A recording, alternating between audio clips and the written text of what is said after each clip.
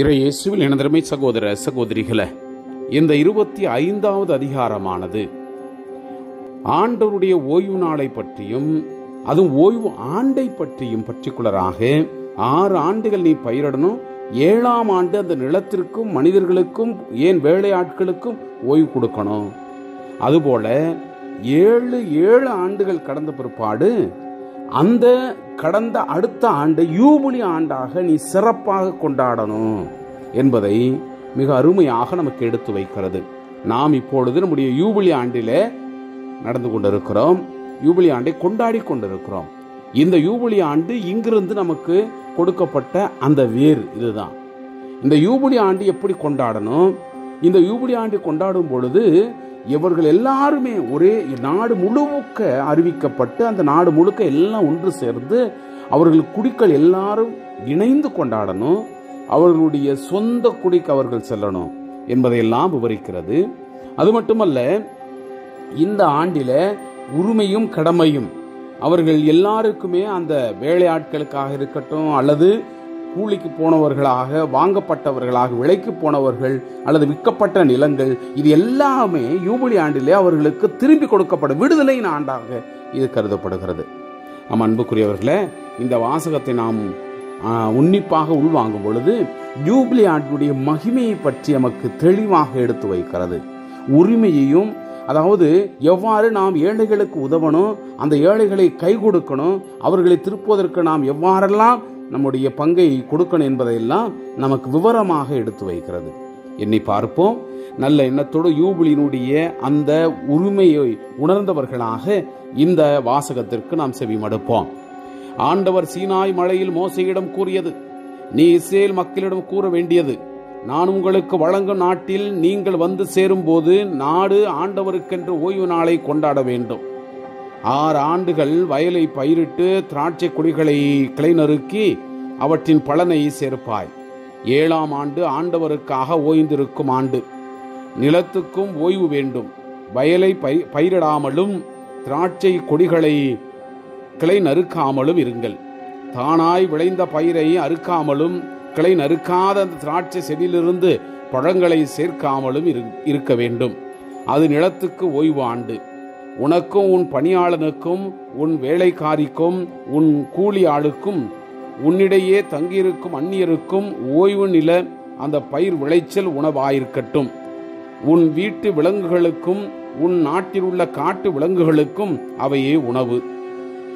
தொடர்ந்து வரும் 7 ஓய்வு ஆண்டுகளை 7 ஆண்டுகளாக 7 முறை எண்ணிக்கையிட்டு அவை 49 ஆண்டுகள் ஆகும். 7ஆம் மாதம் 10ஆம் நாள் எக்காலம் ஒளி எழட்டும். பாவ கழுவாய் நிறைவேற்றும் அந்த நாளில் உங்கள் நாடெங்கும் எக்காலம் முழங்கச் செய்யுங்கள். 50ஆம் ஆண்டை தூயதாக்கி நாட்டில் வாழ்வோருக்கெல்லாம் தன்னுரிமை அறிவியுங்கள். அது உங்கள் யூபிலி ஆண்டு.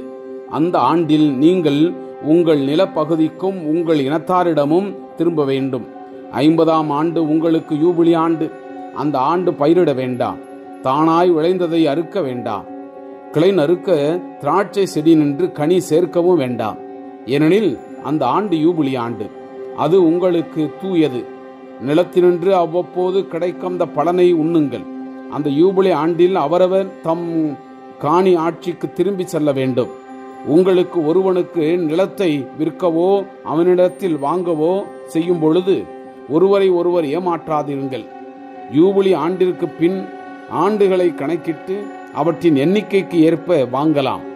பயன்படுத்தும் ஆண்டுகளுக்கு ஏற்ப அவன் அதை உனக்கு விற்க வேண்டும்.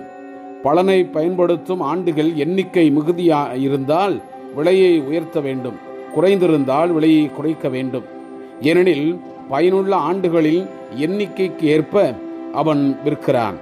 உங்களுள் எவரும் தம் இனத்தாரை ஏமாற்றலாகாது. கடவுளுக்கு அஞ்சி நடங்கள். ஏனெனில் நானே உங்கள் கடவுளாகிய ஆண்டவர். என் கட்டளைப்படி நடங்கள். என் நியமங்களை கடைபிடிப்பதில் கவனமாயிருங்கள். அப்போது நாட்டில் நலமாய் குடியிருப்பீர்கள். நிலமும் பலனை தருவதனால் வயிறார உண்டு பாதுகாப்புடன் நாட்டில் வாழ்வீர்கள். விதைக்காமலும் அறுவடை செய்யாமலும் இருந்தால் 7ஆம் ஆண்டு எதனை உண்போம் என்று கேட்பீர்களானால் 6ஆம் ஆண்டு நிலம் 3 ஆண்டுக்குரிய அந்த விளைச்சலை கொடுக்குமாறு என் ஆசியை அனுப்புவேன். 8ஆம் ஆண்டு விதை விதைத்து 9ஆம் ஆண்டு விளைச்சல் கிடைக்கும் வரை பழைய விளைச்சலையே உண்பீர்கள். நிலத்தை அறுதியாய் விற்றுவிட வேண்டாம், ஏனெனில் நிலம் என்னுடையது. நீங்களோ என்னை பொறுத்தவரையில் அந்நியரும் இரவிற்குடியுகளுமே. நீங்கள் காணி ஆட்சியாய் கொண்டு வல்ல நாடு எங்கும் நிலத்தை மீட்கும் வாய்ப்பு வழங்கப்பட வேண்டும். உன் சகோதரருள் ஒருவன் ஏழ்மைக்கு உட்பட்டு அவனுடைய சொத்தில் எதையேனும் விற்றால் அவனுடைய முறை உறவினனான மீட்பன் வந்து தன் சகோதரன் விற்றதை மீட்கட்டும். மீட்பன் இல்லாதவனுக்கு பின்னர் மீட்க வாய்ப்பும் வசதியும் ஏற்பட்டால் கீழ்கண்டவாறு அவன் மீட்பானாக. விற்ற ஆண்டிலிருந்து கணக்கிட்டு அதற்கான தொகையை தள்ளி வாங்கினவனுக்கு மீதி தொகையை கொடுத்து மீண்டும் தன் நிலத்திற்கு திரும்பி வருவான். திரும்ப கொடுக்க வாய்ப்பில்லாமல் போனால் யூபிலி ஆண்டு மட்டும் அது வாங்கினவனிடமே இருக்கும். யூபிலி ஆண்டிலோ அவன் தன் நிலபுலங்களுக்கு திரும்பி வர அவனுக்கு வாய்ப்பு வழங்கப்பட வேண்டும். அரண்சூழ் நகரில் குடியிருக்கத்தக்க வீட்டை விற்றால் விற்றதற்கு மீட்பதற்கான கெடு ஓராண்டு, அதற்குள் மீட்டு கொள்ள வேண்டும். ஓராண்டிற்குள் மீட்கப்படவில்லை எனில் அரண்சூழ் நகரில் உள்ள அந்த வீடு வாங்கியவனுக்கும் அவன் வழி மரபினருக்கும் என்றென்றும் உரிமையாகிவிடும். யூபிலி ஆண்டின் அதை திருப்ப முடியாது.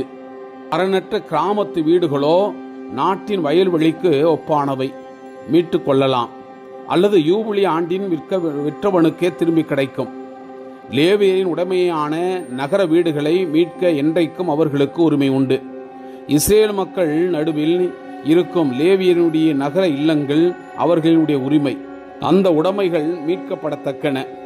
அவர்களுக்கு சொந்தமான விற்கப்பட்ட எந்த வீடும் யூபிலி ஆண்டில் திரும்பி தரப்படும்.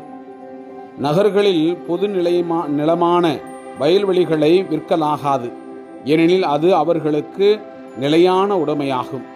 உன் சகோதரர்கள் ஏழ்மைப்பட்டு இளைத்து போனால் அவர்களுக்கு உதவு. அவர்கள் அந்நியர் போலும் விருந்தினர் போலும் உன்னோடு வாழட்டும். அவர்களிடமிருந்து வட்டியோ லாபமோ பெற வேண்டாம். உன் கடவுளுக்கு அஞ்சி நட. உன் சகோதரர்கள் உன்னோடு வாழட்டும். அவர்களுக்கு உன் பணத்தை வட்டிக்கு கொடாதே. உணவை அதிக விலைக்கு விற்காதே. உங்களை எகிப்து நாட்டிலிருந்து அழைத்து வந்து உங்கள் கடவுளாய் இருக்கும்படி கானான் நாட்டை கொடுத்த நானே உங்கள் கடவுளாகிய ஆண்டவர்.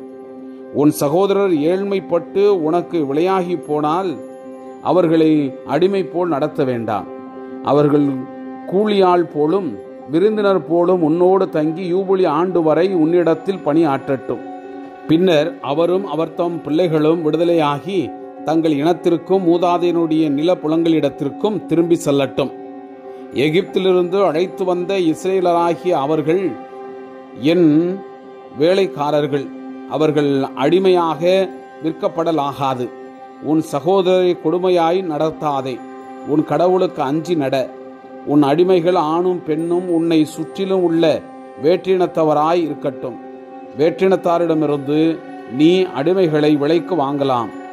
உங்களிடம் தற்காலிகமாக தங்குகிற அந்நியரினுடைய பிள்ளைகளிலும் உங்கள் நாட்டில் உங்களிடையே பிறக்கின்ற அவர்களுடைய இனத்தவரிலும் உங்களுக்கு அடிமைகளை வாங்கி உங்களுக்கு உடைமையாக்கி கொள்ளலாம்.